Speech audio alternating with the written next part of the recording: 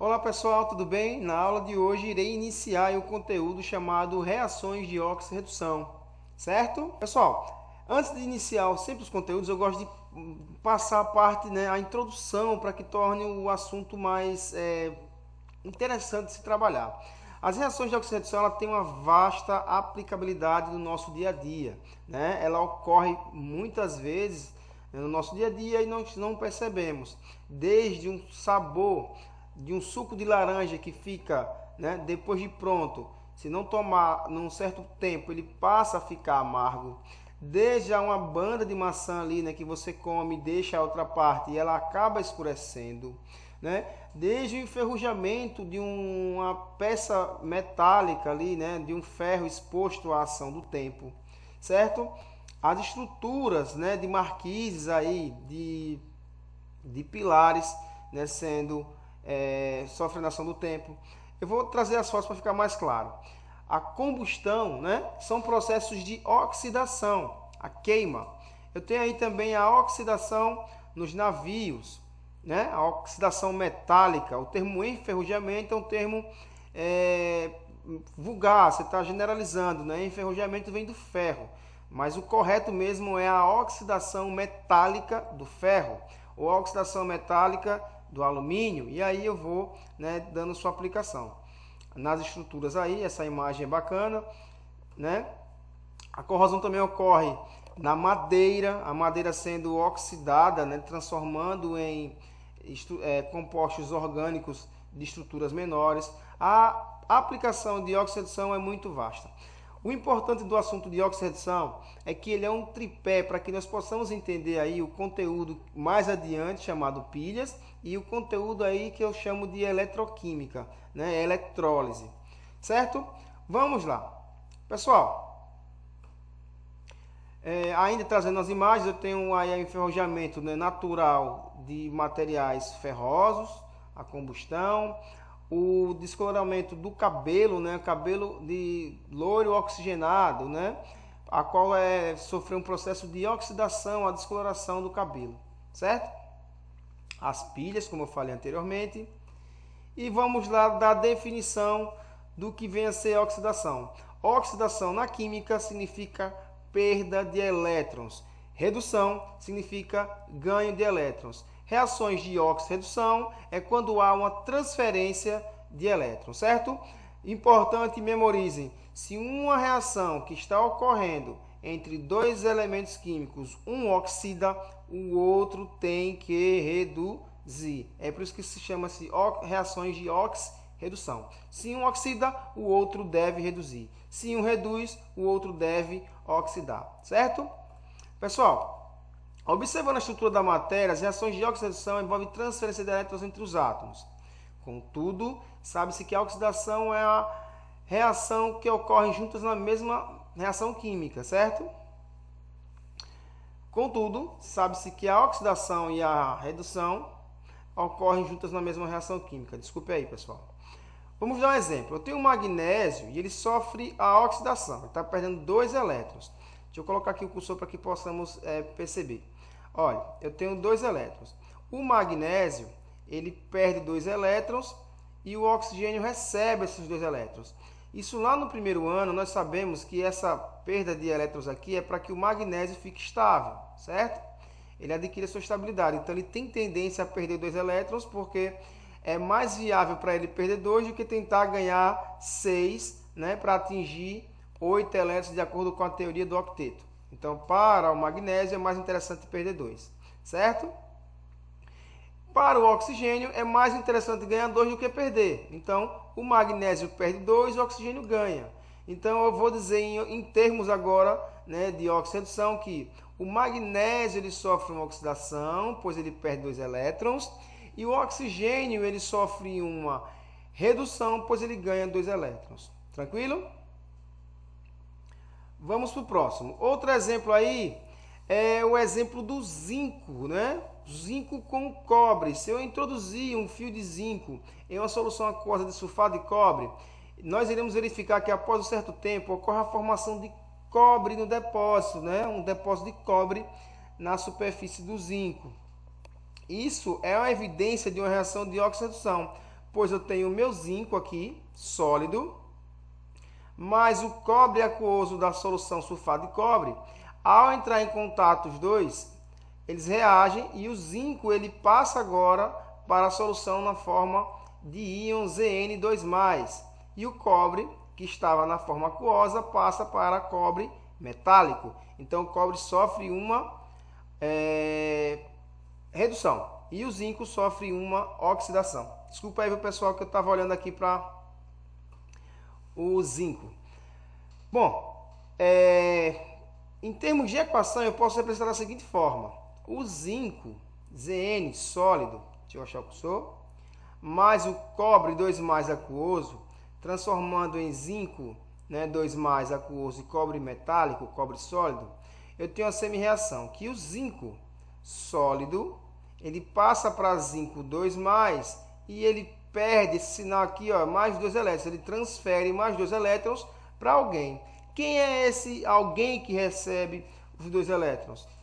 É o cobre, pois o cobre 2+ aquoso, ao receber esses 2 elétrons do zinco, ele reduz, passa para cobre metálico. Lembrando, quem oxida perde elétrons e quem reduz ganha, certo?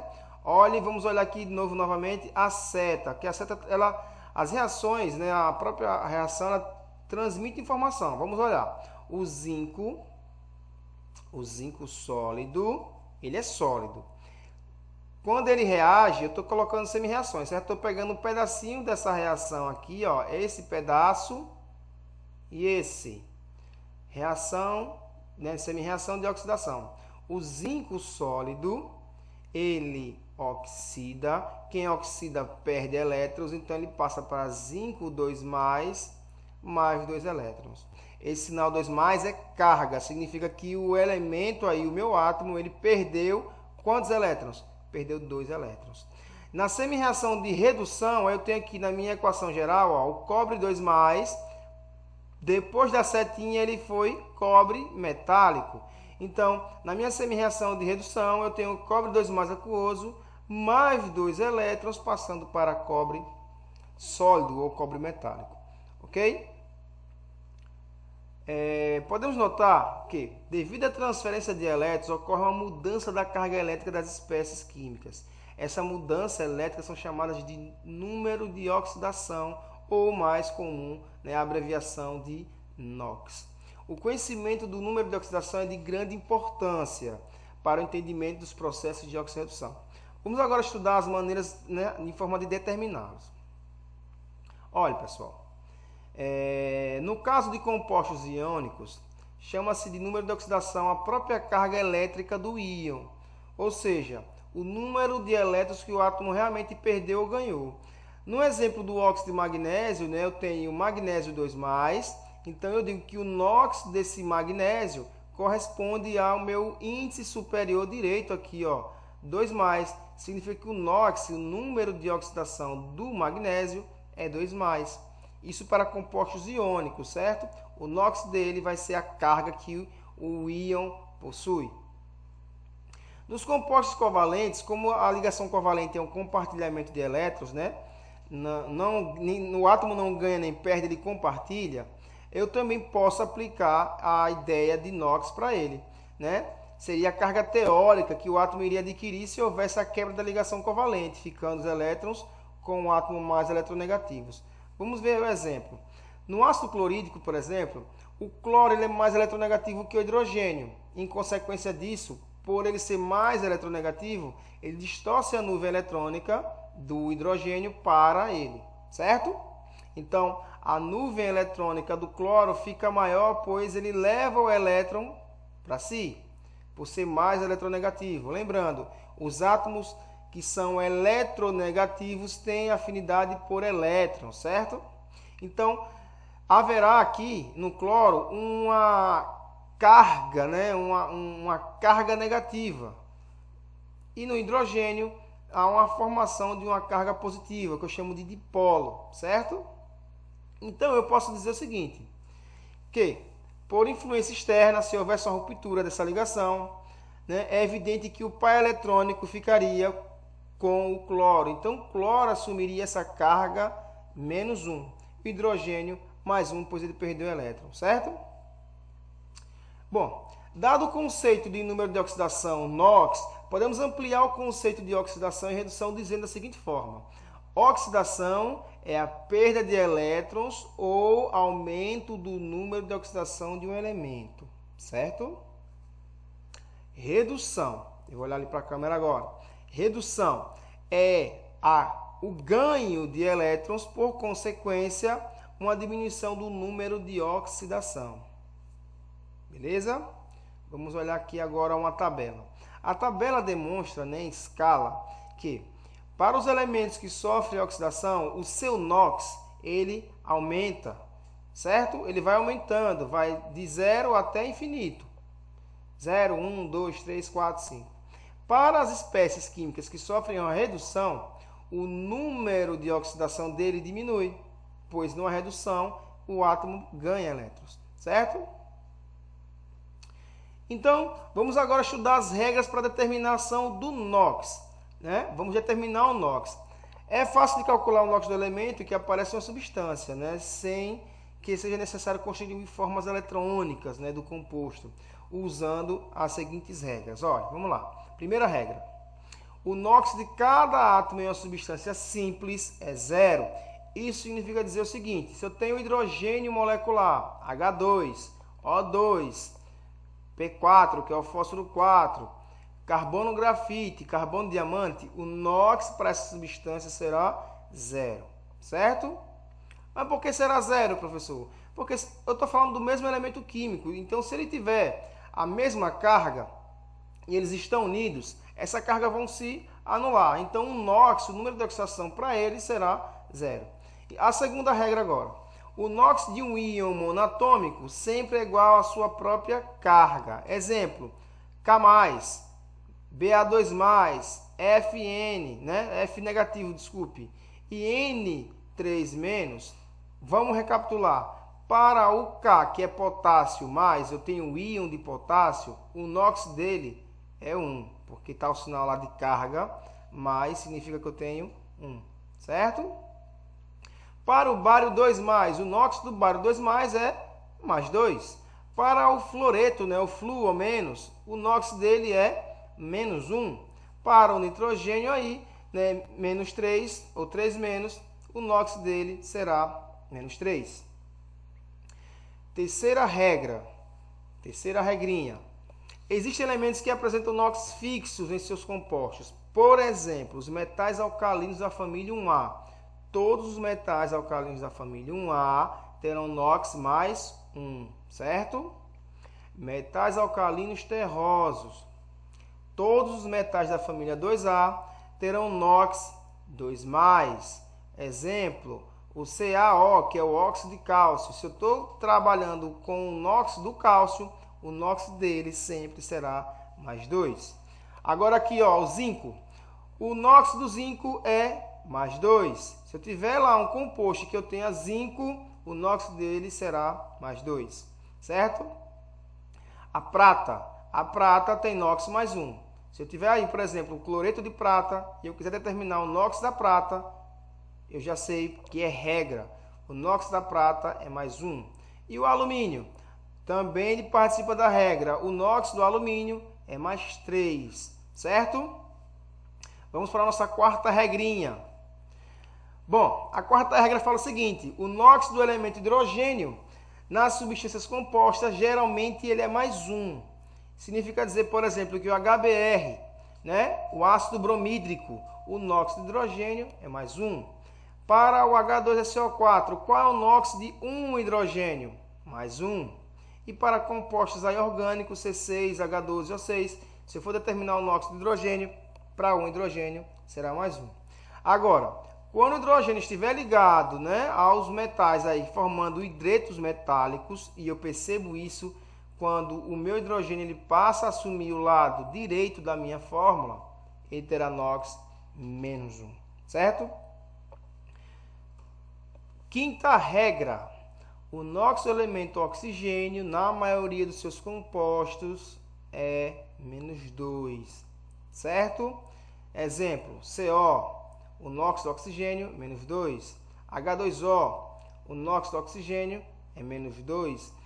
E geralmente o NOx do oxigênio, quando for menos 2, ele será apresentado na sua fórmula do lado direito.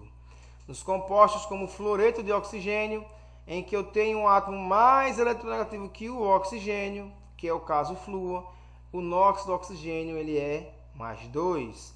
E nos peróxidos, né, o NOx do oxigênio ele é menos 1. Se atentem a isso, certo? Isso aqui gosta de cair, porque como são exceções, são situações peculiares, eles gostam de colocar nas questões ou em provas, né, para verificar se você tem embasamento, se você está esperto aí no conteúdo. Bom, sexta regra, os halogênios da família 7A apresentam NOx menos 1, quando formam compostos binários, né, com 2 elementos, nos quais são os mais eletronegativos também. Exemplo, HCl, o NOx aí do cloro é menos 1, composto binário. Mn, manganês Br, né, brometo de manganês. Então, o bromo aí, o NOx de um bromo, percebam que aqui é Br2, significa que eu tenho, deixa eu colocar o cursor aqui em cima, eu tenho 2 bromos, o NOx de um bromo é quanto? Menos 1.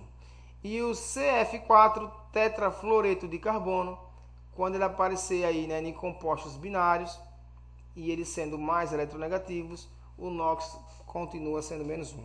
A sétima regra é que a soma dos NOx, e é importante essa aqui, a soma dos NOx de todos os constituintes de um composto iônico molecular sempre será 0, certo?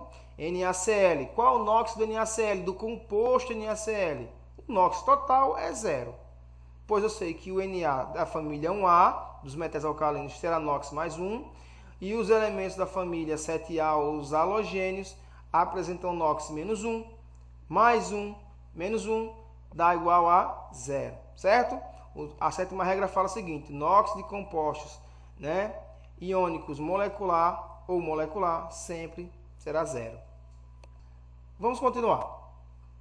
A oitava regra fala o seguinte, no íon composto, o somatório dos NOx é igual à carga do íon. Se eu tenho aí um íon composto, por exemplo, o fosfato aí, né? A soma dos NOx dos átomos envolvidos deve ser igual ao NOx do íon.